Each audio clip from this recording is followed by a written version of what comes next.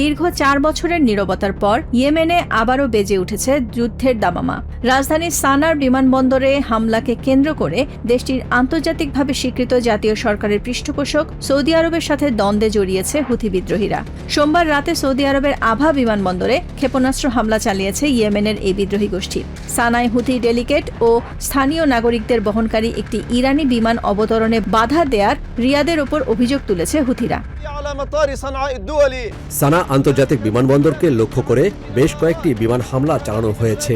এই হামলার উদ্দেশ্য ছিল অসুস্থ রোগী এবং আটকে পড়া মানুষের মানবিক ফ্লাইটগুলো বন্ধ করা।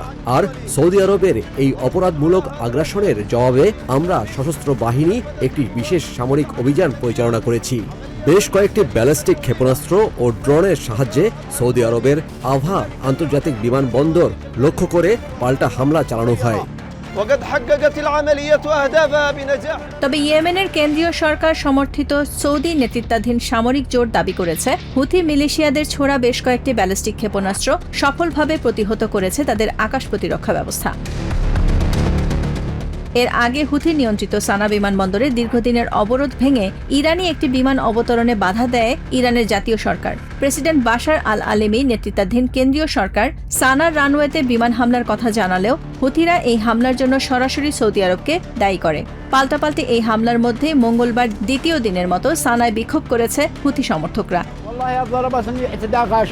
এই হামলাগুলো অত্যন্ত বর্বর একটি আক্রমণ। এটা কোনোভাবেই মেনে নেওয়া যায় না।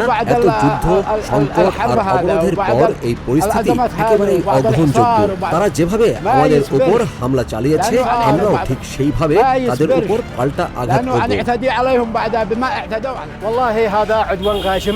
আমাদের দেশের বিরুদ্ধে এটি একটি নৃশংস আগ্রাসন।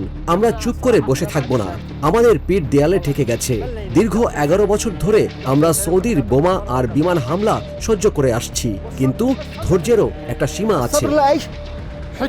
অন্যদিকে সানা বিমানবন্দরে নামতে না পারলেও বিতর্কিত ইরান বিমান মাহান এয়ার শেষ পর্যন্ত লোহিত সাগর উপকূলের হোদেইদা বিমানবন্দরে অবতরণ করে।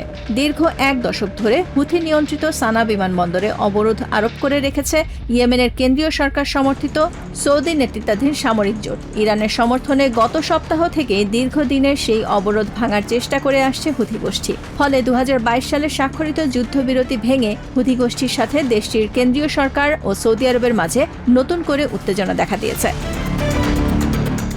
Nahid Sihan, TVN24 news desk.